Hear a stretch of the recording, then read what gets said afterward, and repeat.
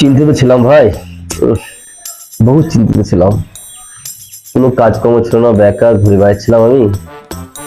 যা হোক চাকরিটা হয়ে গেল ডাক্তারি, আর কোনো চিন্তায় থাকবে না, লাগলো না। এবার চিল্লা ফাতে।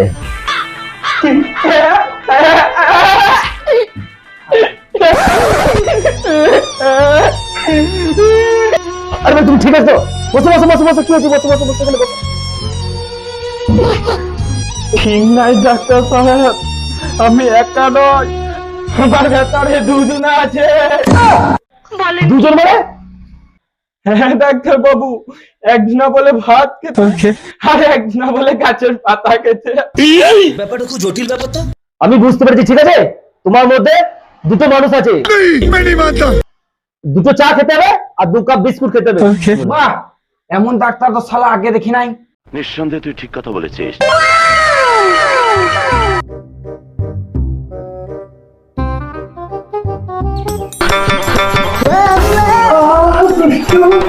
বসুন, আপনি বসুন বসুন। তোমার নাম কি? আমার নাম মন্টি রয়। আমার আসল পরিচয় পাইলে তুই খারায় মুইতা দিবি। তোমার অসুবিধা কি হচ্ছে? আমার একটা বিশাল ভয়ানক রোগ হয়েছে। আহারে, চোখের পানিতে বুকটা ভাইসা যায়। কি রোগ?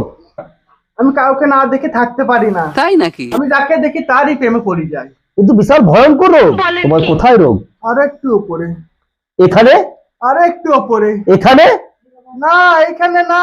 কোথায় তবে তোমার? এখানে? না, আমি যাকে দেখি তারই প্রেমে পড়ে যাই। আমি তোমার রোগ বুঝতে পেরেছি, ঠিক আছে। এই রোগের নাম হচ্ছে টাওয়ার। আবার ইংরেজি মারাও। এর সমাধান হচ্ছে একটাই, মোবাইলের কারেন্ট থেকে তোমাকে দূরে থাকতে হবে। তোমার ঠিক হতো? আমি মেয়েদের কাছে ফিলি না। আহারে, ঠিক আছে ডাক্তার, বাই বাই।